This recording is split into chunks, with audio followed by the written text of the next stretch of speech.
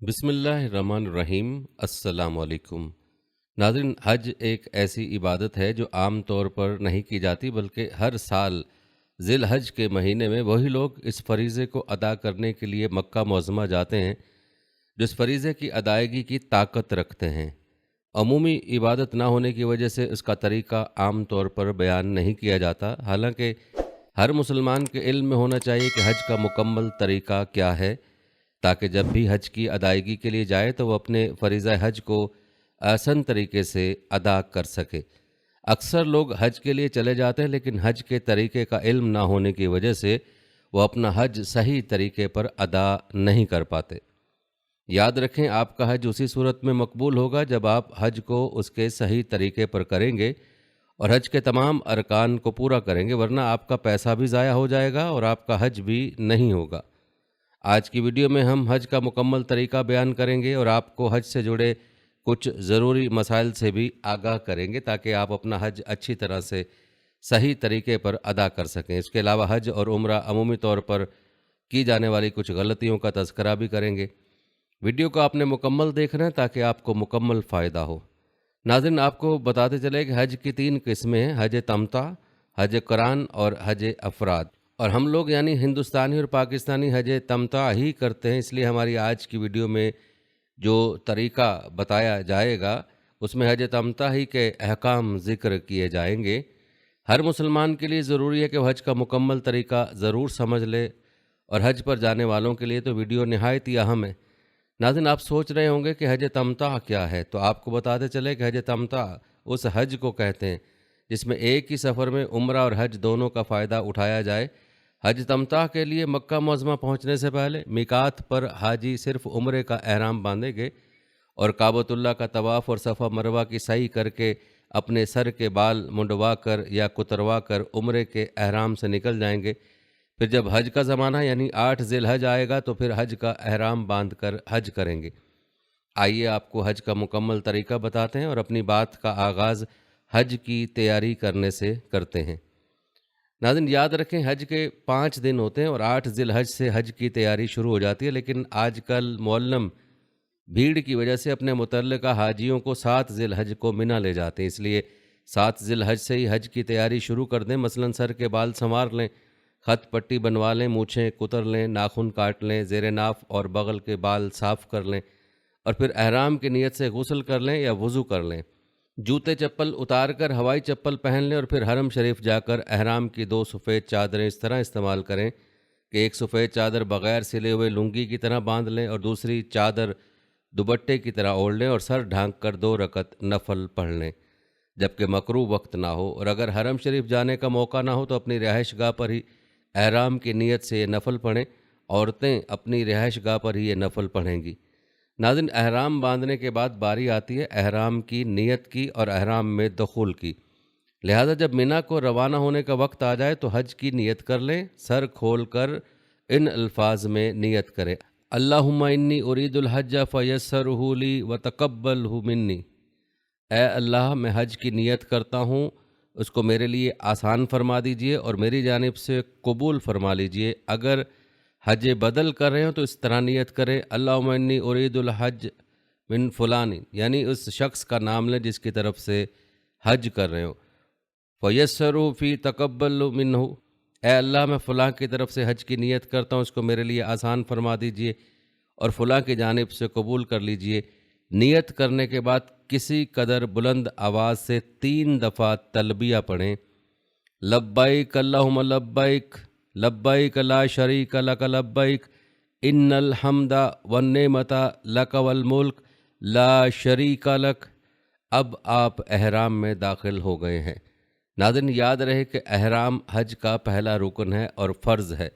अब बात करते हैं एहराम की पाबंदियों की। याद रखें कि एहराम बांधकर तलबिया पढ़ने के बाद ये चीज़ें हराम हो जाती हैं और ये अहकाम मर्द और औरत दोनों के लिए हैं, यानी ये काम दोनों पर एहराम की हालत में हराम है।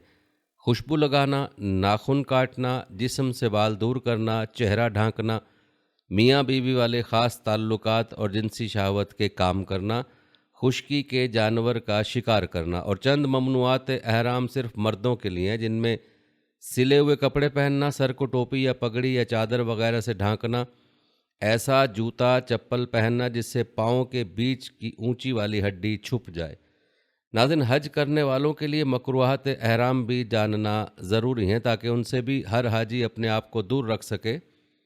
مکروہات میں بدن سے میل دور کرنا، صابن کا استعمال کرنا، کنگھا کرنا شامل ہیں۔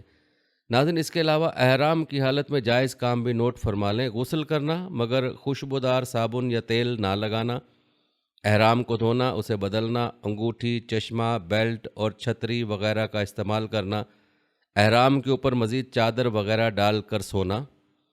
ان تمام باتوں کو ذہن نشین کر لیں کیونکہ حج کے مقبول ہونے کے لیے ضروری ہے کہ ہر چھوٹی سے چھوٹی بات کا خاص خیال رکھا جائے اور انسان مکمل طور پر رب تعالیٰ کی جانب متوجہ ہو۔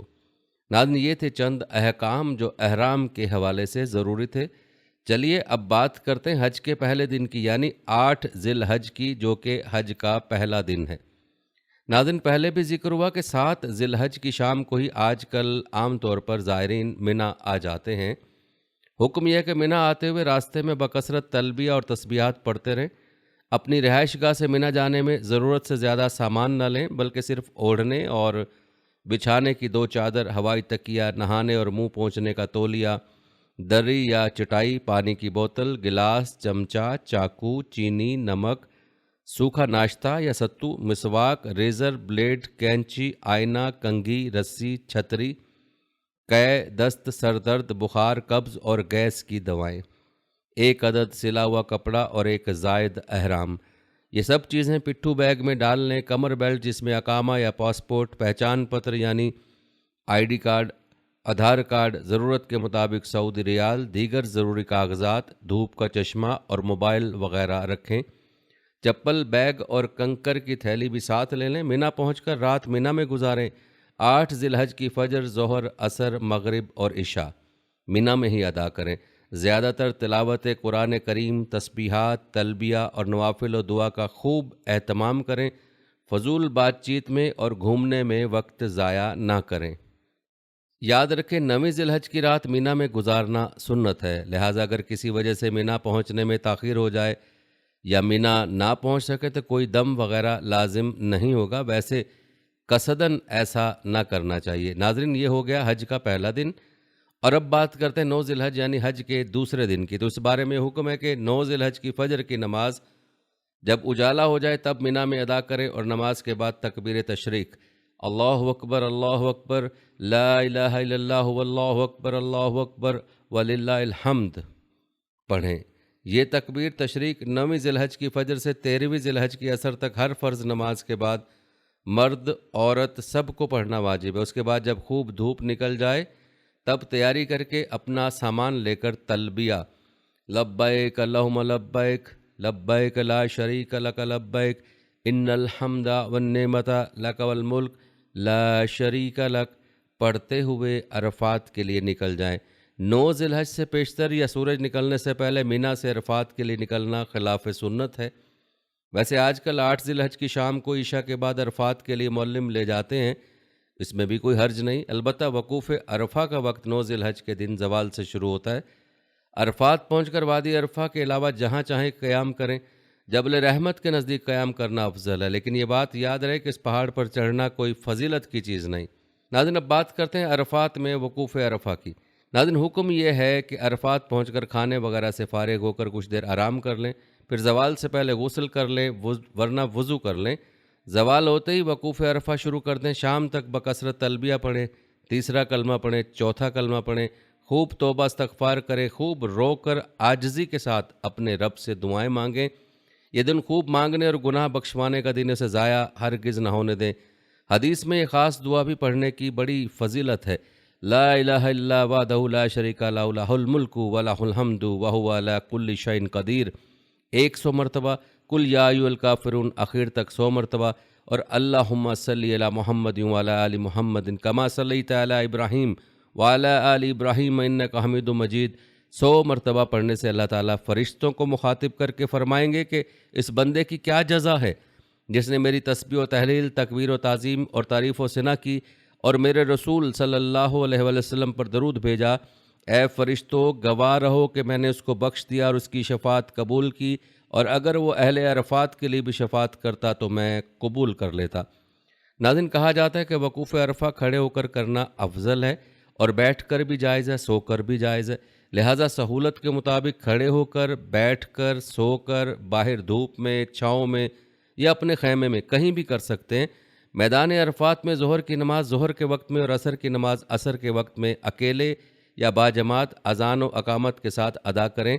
اگر مسجد نمرہ میں جا کر نماز پڑھتے ہیں تو پھر امام کے پیچھے پڑھیں، ورنہ اپنی جگہ پر ہی نماز ادا کریں۔ غرض شام تک رب تعالیٰ کی عظمت و کبریائی کو دل و دماغ میں بٹھا کر خوب دعائیں مانگے، اور اپنے لیے، گھر والوں اور رشتہ داروں کے لیے، قیامت تک آنے والی اپنی نسلوں کی دینداری، خیر خواہی اور بھلائی کے لیے دعائیں مانگیں، کیونکہ عرفات کی مانگی ہوئی ساری دعائیں قبول کی جاتی ہیں۔ ناظرین، آپ کو بتاتے چلیں کہ وقوف عرفہ حج کا دوسرا رکن ہے اور فرض ہے۔ بہت سے لوگ دوسروں کی دیکھا دیکھی خود ہی یا معلم کے اصرار پر سورج غروب ہونے سے پہلے ہی عرفات سے نکل جاتے ہیں اور مزدلفہ روانہ ہو جاتے ہیں۔ ناظرین، یہ بات یاد رکھیں کہ سورج غروب ہونے سے پہلے عرفات سے ہرگز نہ نکلیں، ورنہ دم دینا ہوگا۔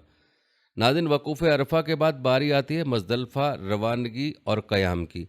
اس بارے میں حکم یہ ہے کہ سورج غروب ہونے کے بعد مزدلفہ کے لیے روانہ ہو جائیں۔ سعودی حکومت کی جانب سے مزدلفہ کی حدود شروع ہونے کی وضاحت بورڈ پر لگی ہوتی ہے، لہٰذا جہاں سے مزدلفہ کی حدود شروع ہوتی ہے اس کے اندر ہی قیام کریں۔ بعض لوگ دوسروں کی دیکھا دیکھی حدود مزدلفہ سے پہلے ہی ٹھہر جاتے ہیں، ان کو دیکھ کر دھوکہ نہ کھائیں، ورنہ مزدلفہ میں آپ پہنچ نہ پائیں گے اور وقوف مزدلفہ نہ ہونے کی بنا پر دم واجب ہو جائے گا۔ مزدلفہ میں جہاں چاہیں قیام کریں، مگر مشعر حرام کے قریب ٹھہرنا افضل ہے۔ یہاں پہنچ کر وضو کر کے عشاء کے وقت میں مغرب اور عشاء دونوں نمازیں جماعت یا منفرد ادا کریں۔ دونوں نمازوں کو ایک ساتھ جمع کرنے کے لیے جماعت سے پڑھنا شرط نہیں، بلکہ بغیر جماعت کے بھی دونوں کو جمع کرنا ہے، یعنی مغرب کو عشاء کے وقت میں ہی پڑھنا ہے۔ دونوں کے لیے ایک اذان اور ایک اقامت ہوگی۔ پہلے مغرب کی فرض نماز پڑھیں، پھر تکبیر تشریق اور لبیک کہیں، اس کے فوراً بعد عشاء کی نماز پڑھیں، اس کے بعد مغرب کی 2 رکعت سنت اور اس کے بعد عشاء کی 2 رکعت سنت اور 3 رکعت وتر پڑھیں۔ اور یہ بات بھی یاد رکھنے کی ہے کہ اگر مغرب کے وقت میں مزدلفہ پہنچ بھی جائیں تب بھی نماز مغرب عشاء کے وقت سے پہلے نہ پڑھیں۔ اور یہ بات بھی یاد رہے کہ یہ رات بڑی مبارک رات ہے، اس رات کا مزدلفہ میں گزارنا سنت موقدہ ہے۔ اس میں ذکر و تلاوت، درود شریف اور دعا خوب دل لگا کر کریں، تلبیہ بھی پڑھیں، کچھ دیر آرام بھی کر لیا جائے۔ رات میں ہی چنے کے دانے کے برابر فی آدمی 70 کنکریاں مزدلفہ سے چن کر تھیلی میں ڈال لیں۔ صبح صادق ہونے پر اذان دے کر فجر کی سنت پڑھیں اور فجر کی نماز باجماعت یا انفراداً ادا کریں۔ اس کے بعد وقوف مزدلفہ شروع کر دیں۔ ناظرین، یاد رہے کہ وقوف مزدلفہ واجب ہے، خواہ تھوڑی ہی دیر کیوں نہ ہو۔ طلوع فجر کے وقت سے طلوع شمس تک وقوف مزدلفہ کا وقت رہتا ہے، لہٰذا اگر کوئی شخص بلا عذر طلوع فجر سے پہلے ہی مزدلفہ سے نکل گیا یا طلوع شمس کے بعد مزدلفہ پہنچا تو دم دینا لازم ہوگا۔ طلوع فجر سے لے کر طلوع شمس تک وقوف مزدلفہ کے دوران دعا میں مشغول رہنا سنت ہے۔ جب سورج نکلنے والا ہو تو مینا کے لیے روانہ ہو جائیں، اور یہ دن 10 ذی الحج یعنی حج کا تیسرا دن ہوگا، اور یہ دن جمرہ عقبہ کی رمی کا دن ہے۔ حکم یہ ہے کہ مینا پہنچ کر جمرہ عقبہ، جو کہ آخری جمرہ کہلاتا ہے اور مکہ کی جانب ہے، اس پر ایک ایک کر کے 7 کنکریاں ماریں۔ کنکری شہادت کی انگلی اور انگوٹھے سے پکڑ کر ہاتھ تھوڑا اونچا کر کے پھینکیں۔ ناظرین، یاد رہے کہ رمی جمار واجب ہے، چھوڑ دینے سے دم واجب ہوگا۔ رمی کی کنکریاں جمرات پر لگنا ضروری نہیں، بلکہ اس کے ارد گرد گول احاطے میں گر جائیں، بس رمی صحیح ہونے کے لیے اتنا ہی کافی ہے۔ بہرحال ہر کنکری مارتے وقت یہ دعا پڑھیں: بسم اللہ اللہ اکبر رغمن للشیطان و رضا للرحمن۔ جمرہ پر پہلی کنکری مارتے لبیک کہنا بند کر دے۔ ناظرین، یہ بات یاد رہے کہ 10ویں ذی الحج کو رمی کا وقت فجر سے شروع ہو کر اگلے دن یعنی 11ویں کی فجر تک ہے، مگر مسنون اور افضل یہ ہے کہ آج کی رمی طلوع آفتاب کے بعد اور زوال سے پہلے۔ رمی کے بعد دعا کے لیے نہ ٹھہریں، بلکہ اپنی قیام گاہ چلے جائیں، اس کے بعد قربانی کریں۔ قربانی تمتع اور قارن پر کرنا واجب ہے اور مفرد پر مستحب ہے۔ قربانی خود کریں یا کسی معتمد ادارے یا شخص سے کروائیں۔ جب یقین کامل ہو جائے کہ قربانی ہو چکی ہے تو پھر حلق یا قصر کر لیں، یعنی مرد حضرات اپنا سر منڈوا لیں یا بال کتروا لیں اور خواتین انگلی کی پور سے زیادہ بال چاروں طرف سے کاٹ لیں۔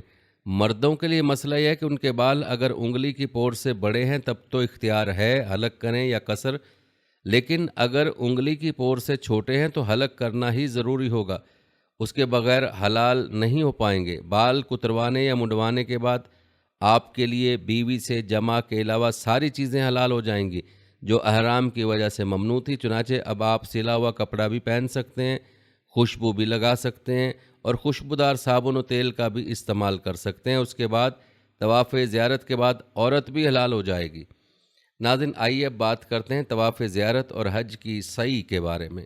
ناظرین، یاد رہے کہ طواف زیارت حج کا آخری رکن اور فرض ہے۔ اس کا وقت 10 ذی الحج سے 12 ذی الحج کے سورج غروب ہونے تک ہے۔ یاد رکھیں، ایام نہر یعنی قربانی کے 3 دنوں کے اندر اگر طواف زیارت نہ کیا تو دم دینا ہوگا اور طواف زیارت بھی کرنا ہوگا۔ اس طواف کا طریقہ وہی ہے جو عمرے کے طواف کا ہے۔ طواف زیارت کے بعد سعی کریں، سعی کا بھی وہی طریقہ ہے جو عمرے کی سعی کا ہے، صرف نیت کا فرق ہوگا۔ افضل یہ ہے کہ حج تمتع کرنے والے طواف زیارت کے بعد سعی کریں اور اس طواف میں صرف رمل کریں، اور استوا یعنی دائیں بغل کے نیچے سے چادر نکالنا ان سے ساقط ہو جائے گا، کیونکہ اس وقت احرام کے کپڑے اتار کر سلے ہوئے کپڑے پہن چکے ہوں گے۔ استوا اور رمل کیا، اس کی تفصیل آگے چل کر بیان ہوگی۔ ناظرین، یہ ہو گئی 10 ذی الحج کی بات۔ اب بات کرتے ہیں 11 ذی الحج کی، یعنی حج کے چوتھے دن کی۔ ناظرین، 11 ذی الحج کو پورے دن میں صرف ایک کام کرنا ہے اور وہ ہے تینوں جمرات کی رمی۔ آج کی رمی کا وقت زوال آفتاب سے شروع ہوتا ہے اور مسنون وقت غروب آفتاب تک ہے۔ صبح صادق تک مؤخر کرنا مکروہ ہے۔ رمی کا طریقہ یہ ہے کہ پہلے جمرہ اولا یعنی چھوٹا شیطان پر ایک ایک کر کے 7 کنکریاں ماریں اور ہر کنکری مارتے وقت وہی دعا پڑھیں جو کل 10 ذی الحج کی رمی کے وقت پڑھی تھی۔ پھر ذرا سا آگے یا دائیں یا بائیں ہو کر قبلہ رخ ہو کر دعائیں مانگیں۔ اس کے بعد جمرہ وسطیٰ درمیانی شیطان پر 7 کنکریاں رمی کی دعا پڑھتے ہوئے ماریں۔ پھر کسی جانب ذرا ہٹ کر قبلہ رخ ہو کر دعا مانگیں۔ اس کے بعد جمرہ عقبہ بڑا شیطان پر 7 کنکریاں رمی کی دعا پڑھتے ہوئے ماریں۔ اس کے بعد دعا نہ کریں بلکہ سیدھے قیام گاہ آ جائیں۔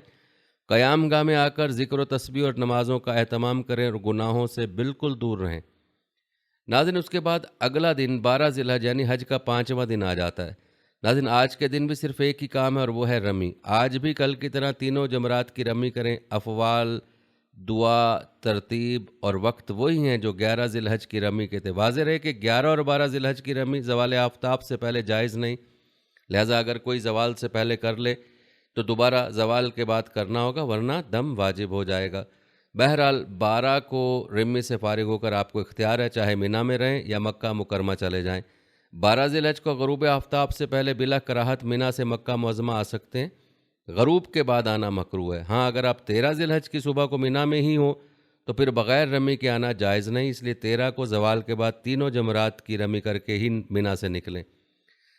اب اللہ کا شکر ادا کرتے ہوئے مکہ معظمہ چلے جائیں، وہاں جتنے بھی دن رہیں خوب نفلی طواف کریں۔ حدیث میں آیا کہ روزانہ رب تعالیٰ کی طرف سے خانہ کعبہ پر 120 رحمتیں نازل ہوتی ہیں، ان میں سے 60 رحمتیں طواف کرنے والوں پر، 40 وہاں نماز پڑھنے والوں پر اور 20 خانہ کعبہ کو دیکھنے والوں پر نازل ہوتی ہیں۔ اپنے والدین اور اساتذہ کی طرف سے نفلی عمرہ بھی کریں۔ حرم شریف میں نمازیں باجماعت ادا کیا کریں۔ پھر جب وطن واپسی کا ارادہ ہو تو طواف وداع کر کے جائیں۔ اور ناظرین، یوں آپ کو مقدس مقامات کی برکات اور حج کی نعمت نصیب ہو گئی۔ البتہ طواف اور سعی کے حوالے سے چند اہم امور اور اس کی تفصیلی طریقہ بتانا بھی ضروری ہے، اس لیے انہیں بھی غور سے سنیں اور اپنے پلے باندھ لیں۔ یاد رہے، طواف کہتے ہیں خانہ کعبہ کے گرد 7 چکر لگانے کو۔ عمرہ اور حج دونوں کے طواف کا طریقہ یکساں ہے۔ عمرے کے طواف میں چونکہ احرام کا کپڑا آپ پہنے رہتے ہیں اس لیے اس میں استوا کرنا ضروری ہوگا، جبکہ حج کے طواف زیارت میں احرام کا کپڑا اتر چکا ہوتا ہے، اس لیے استوا کی ضرورت نہیں۔ بہرحال طواف کے لیے ضروری ہے کہ وضو کر لیں، بغیر وضو کے طواف جائز نہیں، لہذا اگر پہلے 4 چکر پورا ہونے سے قبل درمیان طواف میں وضو ٹوٹ جائے تو وضو کر کے دوبارہ طواف شروع کریں۔ اگر 4 چکر پورا ہونے کے بعد وضو ٹوٹ جائے تو وضو کر کے آئیں اور جس چکر میں ٹوٹا تھا وہاں سے طواف شروع کریں۔ طواف کے لیے مسجد حرام میں داخل ہو کر کعبہ شریف کے اس کونے کی طرف آ جائیں جس میں حجر اسود لگا ہوا ہے، اور وہاں اس طرح کھڑے ہوں کہ حجر اسود آپ کی دائیں جانب ہو۔ اب طواف کی نیت کر لیں کہ میں عمرے کا یا حج کا طواف کرتا ہوں عمرے کی سعی بھی کرنی ہے، اس لیے مرد حضرات اجتبا یعنی احرام کی چادر کو دائیں بغل کے نیچے سے نکال کر بائیں کندھے پر رکھ لیں، اس طرح کہ دایاں کندھا کھلا رہے۔ یہ اجتبا پورے طواف میں باقی رکھنا ہے۔ بہرحال اس کے بعد تھوڑا آگے بڑھ کر اس طرح کھڑے ہوں کہ آپ کا سینہ اور منہ حجر اسود کے ٹھیک سامنے ہو جائے۔ اس کے بعد تکبیر یعنی بسم اللہ اللہ اکبر وللہ الحمد کہتے ہوئے دونوں ہاتھوں کو کانوں تک اٹھا کر نیچے گرا دیں جیسا نماز میں اٹھاتے ہیں۔ اس کے بعد حجر اسود کا بوسہ لیں، اگر سہولت ہو یا دونوں ہاتھوں کی ہتھیلیوں کو حجر اسود کی طرف کر کے ہتھیلیوں کا بوسہ لے لیں، اسے کہتے ہیں حجر اسود کا استلام۔ خیال رہے کہ ہاتھوں کو کانوں تک اٹھانا الگ فعل ہے اور حجر اسود کا استلام الگ فعل ہے۔ دونوں میں فرق یہ ہے کہ تکبیر میں ہاتھ نماز کی طرح کانوں تک اٹھانا ہے، جبکہ استلام میں کان تک نہیں بلکہ اس سے نیچے سینے کے مقابل تک رکھنا ہے، جتنی اونچائی پر حجر اسود لگا ہوا ہے۔ نیز طواف کے شروع کرتے وقت ہی صرف پہلی بار ہاتھ کانوں تک اٹھانا، اس کے بعد کے چکروں میں صرف استلام ہے، یعنی کان تک ہاتھ نہیں اٹھانا ہے۔ استلام ہجر کے بعد بیت اللہ کے دروازے کی جانب بغیر آگے بڑھتے ہوئے اسی جگہ سے فوجی کی طرح اپنے دائیں طرف مڑ جائیں اور کعبے کو بائیں طرف رکھ کر طواف شروع کر دیں۔ مرد حضرات پہلے 3 چکروں میں اگر ممکن اور سہولت ہو تو رمل کریں، یعنی ذرا مونڈے ہلا کے اور اکڑ کے چھوٹے چھوٹے قدموں کے ساتھ کسی قدر تیز چلیں۔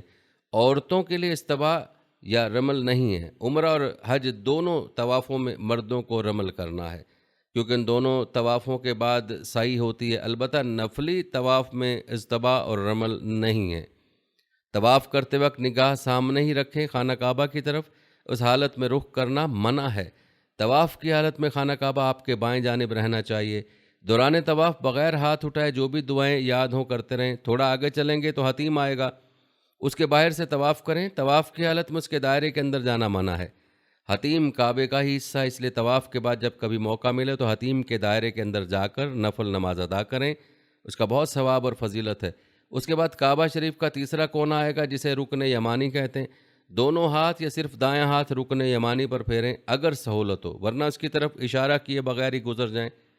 خیال رہے کہ رکن یمانی پر ہاتھ پھیرتے وقت آپ کا سینہ کعبے کی طرف نہ گھومے۔ جب رکن یمانی سے آگے بڑھیں تو یہ دعا بار بار پڑھیں: ربنا آتنا فی الدنیا حسنۃ وفی الآخرۃ حسنۃ وقنا عذاب النار۔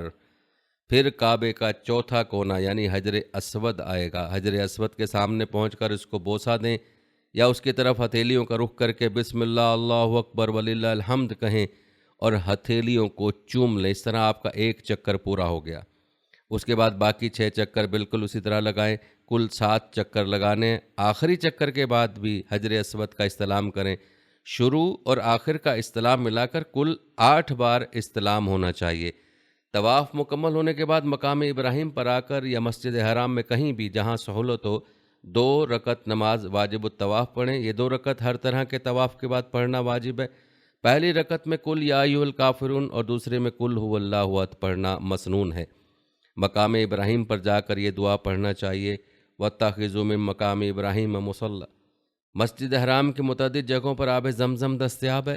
قبلہ رخ ہو کر بسم اللہ الرحمن الرحیم پڑھ کر خوب سیر ہو کر زمزم کا پانی پئیں اور پینے کے بعد الحمدللہ پڑھیں۔ پھر یہ دعا پڑھیں: اللہم انی اسألک علما نافعا ورزقا واسعا وشفاء من کل داء۔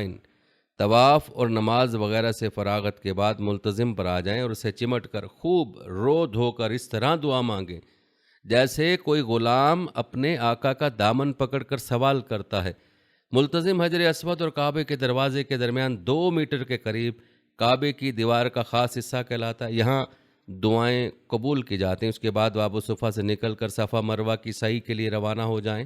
ناظرین، اب صفا مروہ کے درمیان سعی کے چند امور بھی سن لیں۔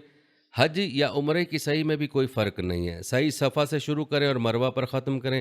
صفا پر پہنچ کر بہتر یہ ہے کہ زبان سے کہیں ابدأ بما بدا اللہ بہ ان الصفا والمروہ من شعائر اللہ۔ پھر خانہ کعبہ کی طرف رخ کر کے دعا کی طرح ہاتھ اٹھا لیں اور 3 مرتبہ اللہ اکبر کہیں۔ اس کے بعد اوپر کھڑے ہو کر خوب دعائیں مانگیں، یہاں بھی دعا قبول کی جاتی ہے۔ اب نیچے اتر کر مروہ کی طرف عام چال سے چلیں، اللہ کا ذکر زبان پر جاری رکھیں۔ بہتر یہ ہے کہ دونوں پہاڑوں کے درمیان چلتے ہوئے یہ دعا پڑھتے رہیں: رب اغفر وارحم وتجاوز عما تعلم انک انت العز الاکرم۔ جب سب ستون جہاں گرین لائٹیں لگی ہوئی ہیں اس کے قریب پہنچ جائیں تو مرد حضرات ذرا تیز رفتار سے چلیں، اس کے بعد پھر ایسے ہی ہرے ستون پر پہنچ کر تیز چلنا بند کر دیں اور عام چال سے مروہ کی طرف بڑھتے رہیں۔ مروہ پر پہنچ کر قبلہ رخ ہو کر ہاتھ اٹھا کر دعا مانگیں، یہ صحیح کا ایک پھیرا ہوا، اور مروہ سے صفا تک دوسرا پھیرا ہوگا۔ اسی طرح صحیح کے ساتھ پھیرے لگانے، صحیح کا آخری پھیرا مروہ پر ختم ہوگا۔ واضح رہے کہ صفا یا مروہ پر خوب اوپر چڑھنا ضروری نہیں، بلکہ زمین کی ہموار سطح سے اگر ایک سیڑھی بھی اوپر چڑھ گئے تو بھی کافی ہوگا۔ صحیح کے لیے وضو کا ہونا شرط نہیں ہے، لیکن بہتر ہے۔ حیض والی عورت بھی صحیح کر سکتی ہے، مگر طواف حیض کی حالت میں نہیں کر سکتی۔ طواف سے فارغ ہو کر اگر صحیح میں تاخیر ہو جائے تو بھی کوئی حرج نہیں۔ ہاں، صحیح کو طواف کے بعد کرنا شرط ہے، طواف کے بغیر صحیح معتبر نہیں۔ عمرہ کرنے کے لیے صرف عمرے کی نیت سے احرام باندھنا ہے، تلبیہ پڑھنا ہے، طواف کرنا ہے، صحیح کرنا ہے، اس کے بعد حلق یا قصر کے ذریعے حلال ہو جانا ہے۔ اور یہ بات بھی یاد رکھنے کہ حج تمتع کرنے والے مکہ پہنچ کر حج کا عمرہ کر لینے کے بعد 7 ذی الحج سے پہلے پہلے جتنا چاہے نفلی عمرہ کر سکتا ہے، اس میں کوئی کراہت نہیں۔ پیارے ناظرین، یہ تھا حج تمتع کا تفصیلی طریقہ اور مختلف ارکان کے اہم امور پر جامع تبصرہ۔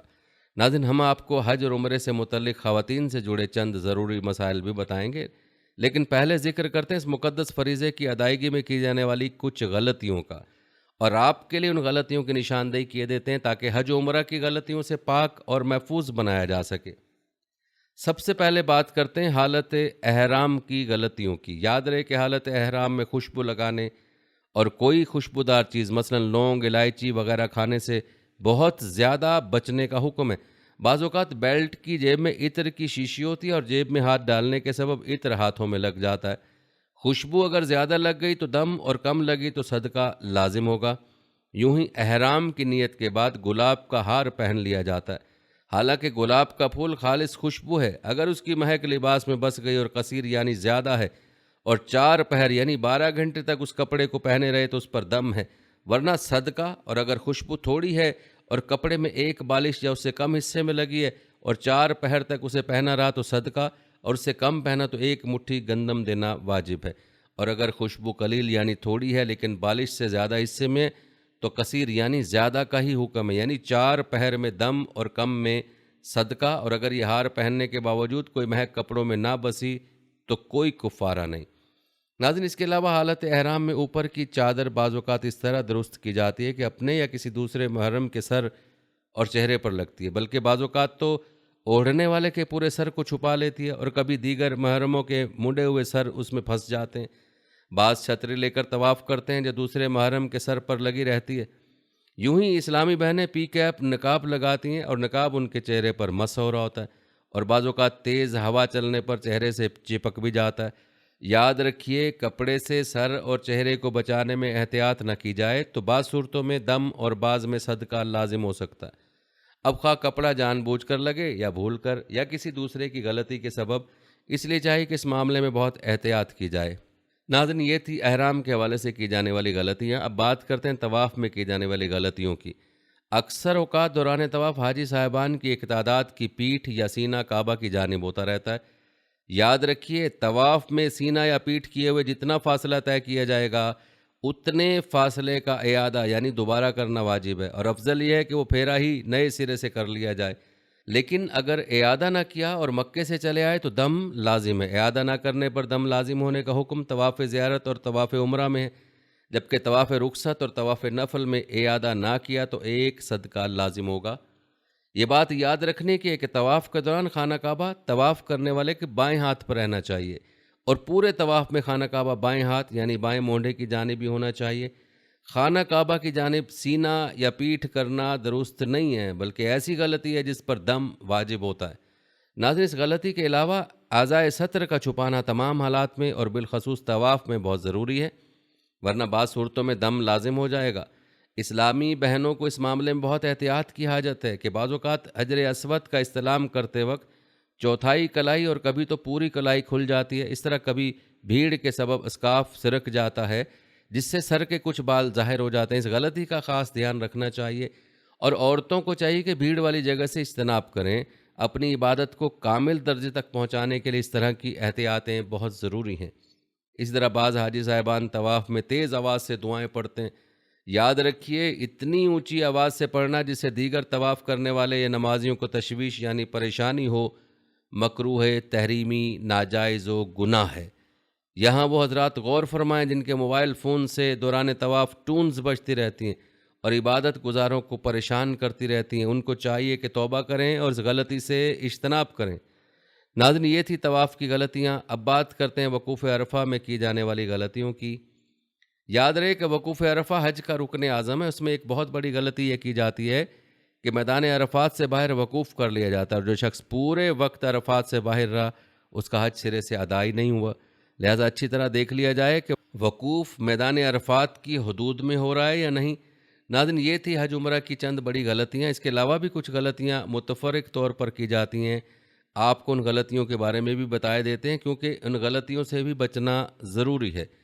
یاد رہے کہ حج عمرہ ادا کرنے والوں کی ایک تعداد مکہ پہنچ کر ایک عمرہ کرنے کے بعد مزید عمرے بھی کرتی ہے۔ ایک بار حلق ہو جانے کے باوجود دوبارہ بھی اس طرح لگوانا ضروری ہوتا ہے، لیکن بعض صرف مشین پھروا لیتے ہیں۔ اس طرح نہ تو حلق ہوتا ہے اور نہ ہی تقصیر، اور احرام بدستور باقی رہتا ہے، لہذا اس بات کا لحاظ رکھنا ضروری ہے۔ اس طرح بعض صاحبان مکروہ وقت جیسے زوال کے وقت میں کم علمی کے باعث طواف کی نماز پڑھ لیتے ہیں۔ واضح ہے کہ مشہور 3 مکروہ اوقات میں پڑھنے سے یہ نماز ذمے سے ختم نہیں ہوتی بلکہ بدستور واجب رہتی ہے۔ اگر وطن واپس آ گئے تو وطن میں ہی اس نماز کو دوبارہ پڑھنا ضروری ہے۔ اس کے علاوہ جس طواف کے بعد صحیح ہے اس کے 7 پھیروں میں استباء یعنی سیدھا کندھا کھلا رکھنا سنت ہے، تاہم طواف مکمل ہوتے ہی کندھا ڈھانپ لینا چاہیے، لیکن ایک تعداد اسی حالت میں ہی طواف کی نماز پڑھ لیتی ہے، حالانکہ کندھا کھلا رکھ کر نماز پڑھنا مکروہ ہے۔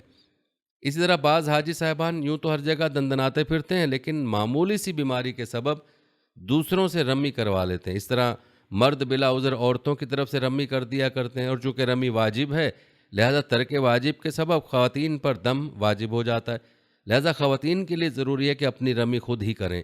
ناظرین، ایک غلطی جو اکثر دیکھی گئی ہے وہ یہ کہ بعض حضرات زیارت کے لیے طائف جاتے ہیں لیکن واپس پر میقات سے عمرے کا احرام نہیں باندھتے، جبکہ طائف میقات سے باہر ہے، اور مکہ مکرمہ کی طرف میقات کے باہر سے آنے والے کے لیے عمرے کا احرام باندھنا ضروری ہوتا ہے۔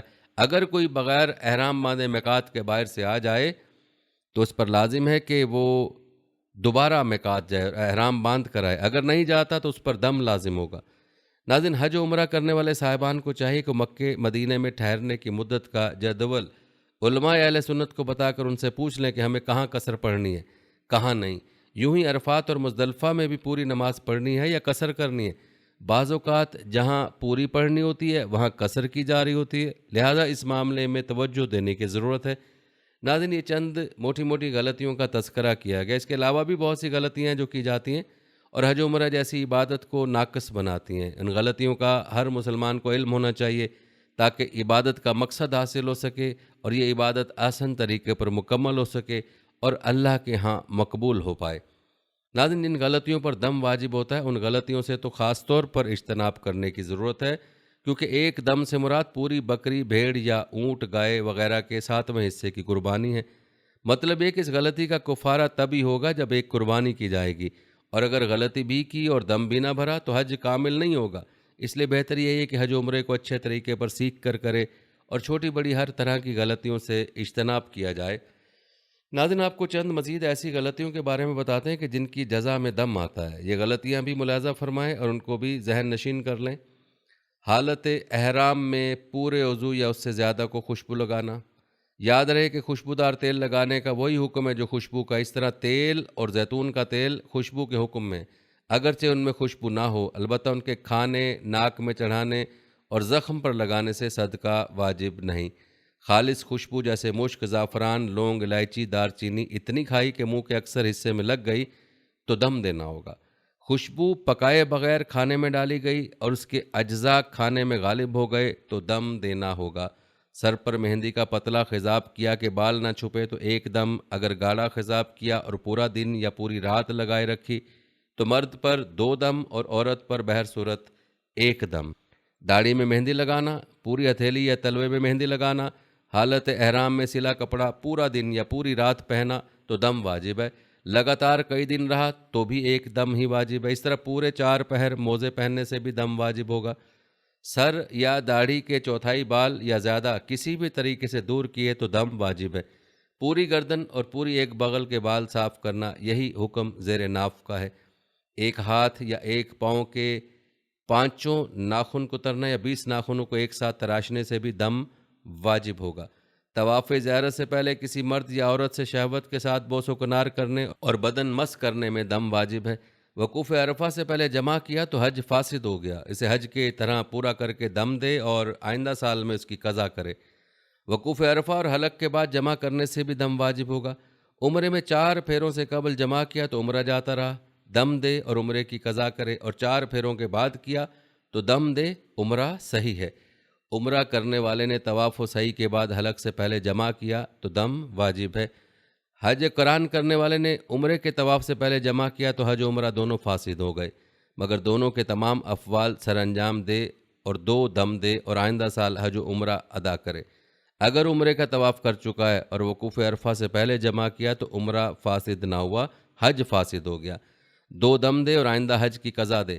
اگر وقوف عرفہ کے بعد کیا تو نہ حج فاسد ہوا نہ عمرہ، 1 بدنہ اور 1 دم دے، اور ان کے علاوہ قران کی قربانی دے۔ حدود حرم میں احرام کے بغیر داخل ہونا، لیکن میقات واپس جا کر احرام باندھ لیا تو دم ساقط ہو جائے گا۔ پورا یا زیادہ تر طواف زیارت بے وضو کیا تو دم واجب ہوگا، البتہ طواف دہرانے سے دم ساقط ہو جائے گا۔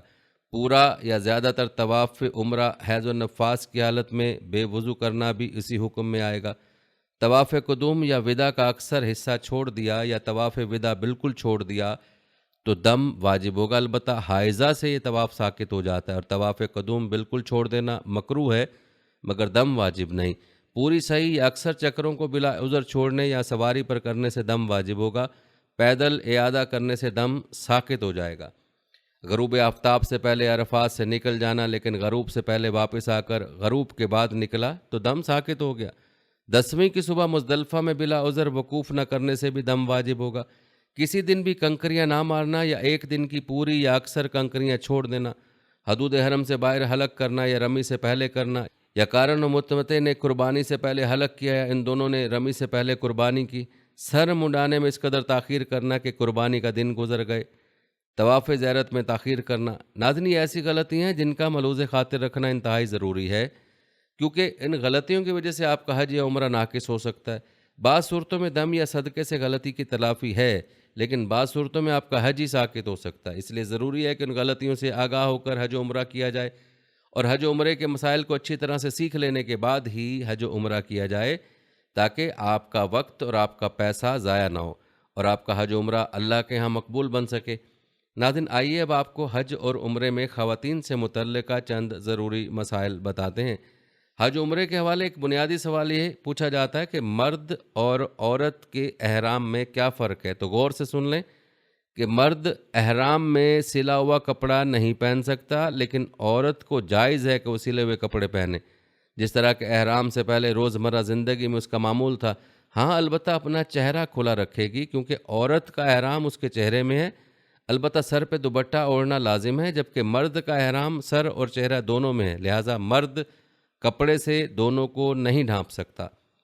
خواتین کے حوالے سے ایک سوال جو اہم ہے وہ یہ کہ آیا عورت حالت حیض و نفاس میں احرام باندھ سکتی ہے یا نہیں؟ تو اس کا جواب ہے ہاں، عورت حالت حیض و نفاس میں احرام باندھ سکتی ہے، جیسا کہ حضرت ابن عباس رضی اللہ تعالیٰ عنہ روایت کرتے ہیں کہ نفاس اور حیض والی عورتیں غسل کر کے احرام باندھیں اور تمام مناسک حج ادا کریں، سوائے طواف کعبہ کے، جب تک کہ پاک نہ ہو جائیں۔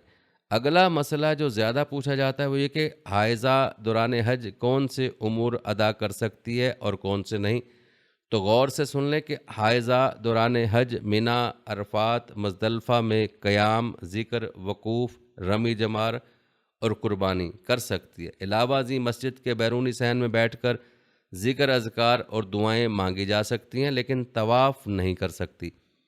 حضور نبی اکرم صلی اللہ علیہ وسلم نے حالت حیض و نفاس والی عورت کے بارے میں فرمایا کہ وہ طواف کے سوا حج کے تمام ارکان ادا کرے۔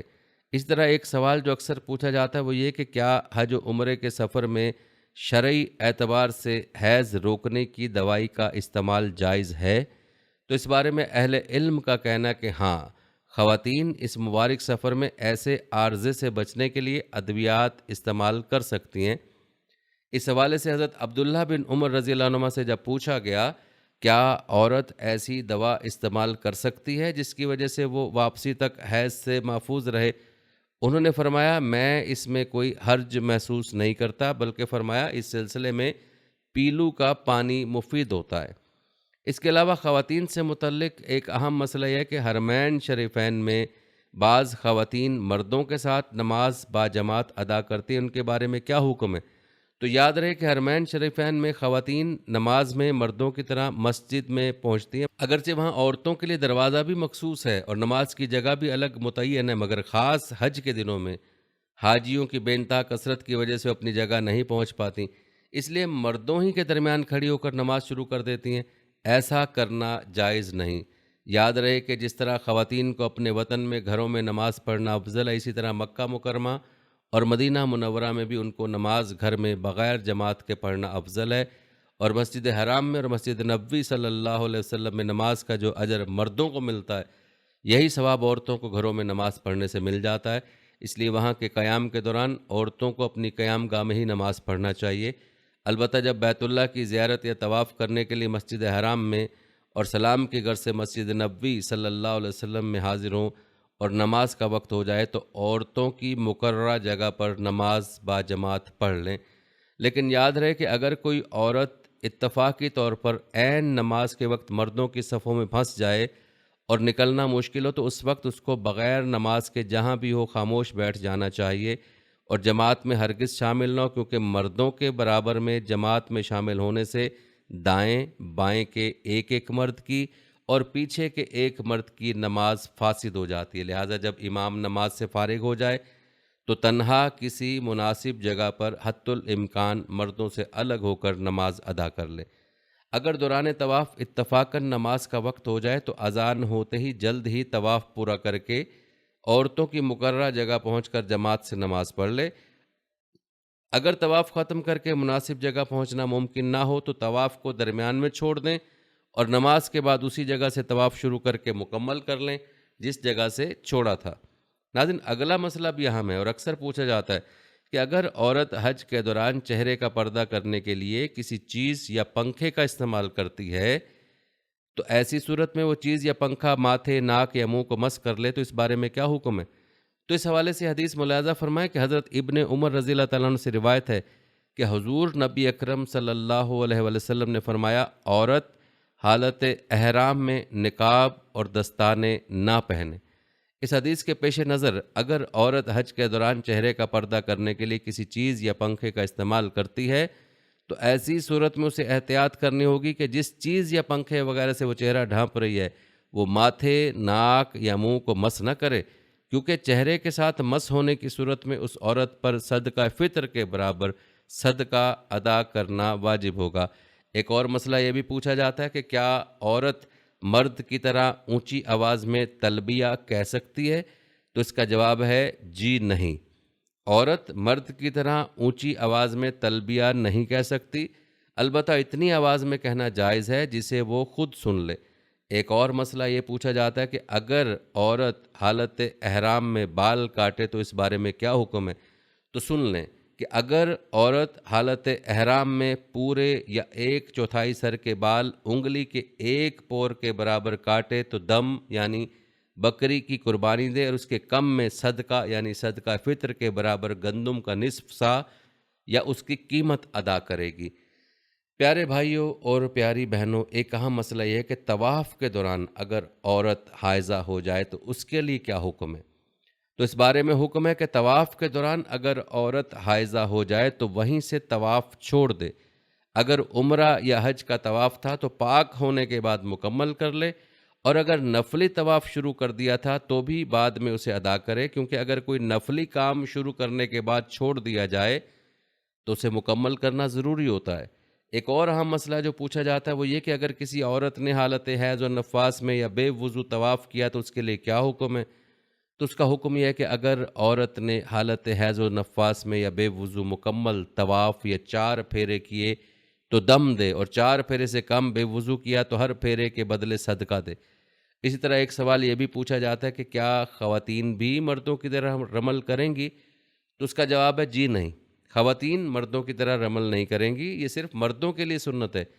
ایک اور سوال جو پوچھا جاتا ہے وہ یہ کہ کیا وقوف عرفات کے لیے حیض و نفاس سے پاک ہونا شرط ہے؟ تو اس کا جواب ہے جی نہیں، عورت کو ایام حج میں حیض کا آنا ان امور کی ادائیگی کے لیے رکاوٹ نہیں، وقوف عرفات، وقوف مزدلفہ اور رمی جمار۔ خواتین کے حوالے کہاں مسئلہ جو پوچھا جاتا ہے وہ یہ کہ عورت کے لیے حج کے دوران سر کے کتنے بال کٹوانے کا حکم ہے؟ تو غور سے سن لیں کہ عورت پر انگلی کی ایک پور کے برابر بال کٹوانا لازم ہے، جیسا کہ حضرت عبداللہ بن عباس رضی اللہ عنہما سے مروی ہے کہ حضور نبی اکرم صلی اللہ علیہ وآلہ وسلم نے فرمایا، حلق یعنی سر مڈانا عورتوں کے لیے نہیں ہے، عورتوں کے لیے تقصیر یعنی انگلی کے ایک پور کے برابر بال کاٹنا ہے۔ اور یاد رہے کہ خواتین کو قصر سے وہی ثواب ملے گا جو مردوں کو حلق کروانے سے ہوتا ہے۔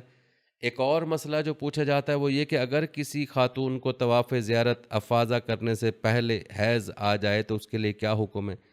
تو اس کا جواب ہے کہ اگر کسی عورت کو طواف زیارت کی ادائیگی سے پہلے حیض آ گیا تو طواف نہ کرے، بلکہ اس وقت تک تاخیر کرے جب تک کہ پاک نہ ہو جائے، اگرچہ ایام نہر گزر جائیں، اور اس پر تاخیر کی وجہ سے کوئی دم لازم نہیں آئے گا۔ البتہ ایام نہر میں پاک ہونے کے بعد اس کو اتنا وقت مل گیا تھا کہ طواف کے اکثر چکر یہ ادا کر سکتی تھی، اور پھر اس نے تاخیر کی تو دم لازم آئے گا۔ اور اگر اس نے وقوف عرفات اور طواف زیارت ادا کر لی اور طواف وداع کے وقت اس کو حیض آ گیا تو طواف وداع اس سے ساقط ہو جائے گا اور اس پر کوئی فدیہ بھی واجب نہ ہوگا۔ حضرت عائشہ رضی اللہ عنہ سے مروی ہے کہ حضور نبی اکرم صلی اللہ علیہ وسلم کی خدمت میں ذکر کیا گیا کہ حضرت صفیہ بنت حی کو ایام منا میں حیض آ گیا ہے۔ آپ صلی اللہ علیہ وآلہ وسلم نے فرمایا کیا وہ ہمیں روکنے والی ہے؟ صحابہ نے عرض کیا انہوں نے طواف زیارت کر لیا ہے۔ حضور نبی اکرم صلی اللہ علیہ وسلم نے فرمایا اب کوئی بات نہیں۔ حضرت عائشہ رضی اللہ عنہا سے مروی ہے کہ عورت طواف زیارت کر چکے اور پھر اسے حیض آئے تو وہ چلی آئے تو اس صورت میں اس پر کچھ واجب نہیں۔ ناظرین، بیان کیے گئے مسائل کے علاوہ بھی چند اہم مسائل ہیں جن کا علم ہونا ضروری ہے۔ مثلاً ایک سوال جو بہت زیادہ پوچھا جاتا ہے اور بہت ہی اہم ہے وہ یہ ہے کہ کیا عورت محرم کے بغیر سفر اور حج کر سکتی ہے؟ تو اس حوالے سے حضرت ابو سعید خدری رضی اللہ تعالیٰ سے مروی حدیث مبارکہ میں ہے کہ حضور نبی اکرم صلی اللہ علیہ وسلم نے فرمایا عورت کے لیے جائز نہیں کہ وہ 3 دن سے زیادہ مسافت کا سفر تنہا طے کرے۔ پرانے وقتوں میں سفر بہت کٹھن اور پرخطر ہوتے تھے، زیادہ تر سفر پیدل یا گھوڑوں اور اونٹوں پر کیا جاتا تھا۔ ایک شہر سے دوسرے شہر جانے میں کئی کئی ہفتے صرف ہو جاتے تھے، اس لیے حضور نبی اکرم صلی اللہ علیہ وسلم نے عورت کو تنہا 3 دن سے زیادہ کا سفر کرنے سے منع فرما دیا تاکہ اس کی عفت و عصمت کی حفاظت ہو، بلکہ ایک روایت میں تو 2 دن کے الفاظ بھی ہیں۔ انہی سفری تکالیف اور خطرات کے باعث آپ صلی اللہ علیہ وسلم نے خواتین کو تنہا حج کرنے سے بھی منع فرمایا ہے۔ حضرت ابو امامہ باہلی رضی اللہ عنہ سے مروی ہے کہ حضور نبی اکرم صلی اللہ علیہ وسلم نے فرمایا مسلمان عورت کے لیے جائز نہیں کہ اپنے خامند یا کسی محرم کے بغیر حج کرے۔ انہی احادیث اور احکام شریعت کی روشنی میں وضع کیے گئے سعودی عرب کے مروجہ قوانین کے مطابق کسی عورت کو محرم کے بغیر حج یا عمرے کا ویزا ہی جاری نہیں کیا جاتا، لہٰذا موجودہ دور میں عورت کا محرم کے بغیر حج یا عمرہ کرنا ممکن ہی نہیں ہے۔ البتہ ہمیں اس علت اور پس منظر کا بھی جائزہ لینا چاہیے جس کی بنا پر عورت کو محرم کے بغیر 3 دن سے زیادہ مسافت کا سفر اور حج کرنے سے منع فرمایا گیا۔ در حقیقت منع کا یہ حکم اس لیے دیا گیا تھا کہ قدیم زمانے میں سفر بہت کٹھن اور پر خطرات ہوتے تھے، سفر پیدل یا جانوروں پر کیا جاتا تھا اور کئی کئی ہفتے اور مہینے سفر میں صرف ہوتے تھے۔ نیز دوران سفر چوروں، ڈاکوؤں اور لٹیروں کا بھی بہت زیادہ خطرہ ہوتا تھا، لہٰذا عورت کی عصمت و حفاظت اور سفری تکالیف و خطرات کے پیش نظر اسے اکیلے سفر کرنے سے منع فرما دیا گیا۔ محرم در حقیقت حفاظت کے لیے ہوتے تھے۔ آج ذرائع مواصلات بہت ترقی کر گئے ہیں، بے شمار سفری سہولیات و آسانیاں میسر آ چکی ہیں، دوران سفر سیکیورٹی وغیرہ کے مسائل بھی نہیں رہے اور حج کی ادائیگی کا باقاعدہ نظام ترقی پا چکا ہے۔ حکومتی سطح پر گروپ تشکیل دیے جاتے ہیں جو محرم کی طرح ہی خواتین کو تحفظ فراہم کرتے ہیں اور خواتین کو اس طرح کے مسائل و خطرات کا سامنا نہیں کرنا پڑتا جو پرانے وقتوں میں درپیش ہوتے تھے۔ گویا ریاست کی طرف سے ملنے والی سیکیورٹی اور سیفٹی محرم بن گئے، کیونکہ حکم محرم کی حکمت یہی تھی، لہذا ان سفری سہولیات کے ساتھ جب عورتوں کے گروپ میں یا ایک ایسے گروپ میں جہاں مرد و خواتین اکٹھے ہوں لیکن فیملیز ہوں اور خواتین کی کثرت ہو تو یہ اجتماعیت محرم کا کردار ادا کرتی ہے۔ ان حالات میں عورت کے لیے محرم کے بغیر سفر کرنا ناجائز نہیں رہتا، چاہے وہ 3 دن سے زیادہ مسافت کا ہو، عام سفر ہو یا سفر حج اور عمرہ۔ ناظرین، یہاں اس سوال کی وضاحت بھی ضروری ہے کہ محرم میں کون سے لوگ شامل ہیں۔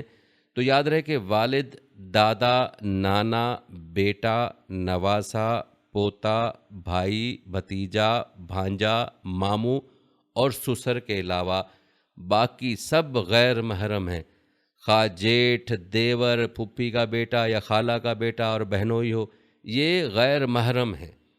ایک سوال یہ بھی پوچھا جاتا ہے کہ کیا عورت خامند کی اجازت کے بغیر حج ادا کر سکتی ہے؟ تو یاد رہے کہ مرد کی طرح عورت پر بھی حج فرض ہے، اس لیے حج کی ادائیگی کے لیے شوہر کی اجازت ضروری نہیں۔ یہی درست ہے کہ فریضہ فوراً ادا کیا جائے۔ حضور نبی اکرم صلی اللہ علیہ وسلم نے فرمایا، اللہ تعالیٰ کی نافرمانی میں کسی کی اطاعت نہیں کرنی چاہیے، لہذا عورت کو چاہیے کہ جب اسباب و وسائل موجود ہوں تو فریضہ حج ادا کرے۔ ایک سوال یہ بھی پوچھا جاتا ہے کہ کیا دوران عدت عورت حج پر جا سکتی ہے؟ تو اس کا جواب یہ ہے کہ اگر عورت عدت میں ہے تو وہ عدت چھوڑ کر حج پر نہیں جا سکتی، کیونکہ قرآن حکیم میں ہے، اور انہیں ان کے گھروں سے باہر مت نکالو، سورہ طلاق میں۔ لہٰذا عدت وفات کی ہو یا طلاق کی، عورت حج پر نہیں جا سکتی۔ ناظرین، یہ تھی ہماری آج کی ویڈیو۔ کمنٹ سیکشن میں اپنی رائے کا اظہار ضرور کریں اور بتائیں کہ آپ اگلی ویڈیو کون سے اسلامک ٹاپک پر دیکھنا چاہتے ہیں۔ آپ کی قیمتی رائے ہمارے لیے بہت اہمیت رکھتی ہے، اور جانے سے پہلے ویڈیو کو شیئر ضرور کیجیے گا۔ ہم امید کرتے ہیں کہ آپ کو ہماری آج کی ویڈیو ضرور پسند آئی ہوگی۔ اگر آپ کو ہماری آج کی یہ ویڈیو پسند آئی تو اس کو لائک کریں۔ آخر میں ان لوگوں سے ایک بار پھر درخواست ہے کہ ہمارے چینل کو ضرور سبسکرائب کر لیں جنہوں نے ابھی تک ہمارا چینل سبسکرائب نہیں کیا ہوا۔ سبسکرائب کے ساتھ لگے گھنٹی کے بٹن کو بھی ضرور کلک کریں تاکہ آپ کو ہماری آنے والی مزید ویڈیوز کا نوٹیفیکیشن بر وقت ملتا رہے۔ اللہ تعالیٰ آپ کو اپنی زمان میں رکھے، آمین۔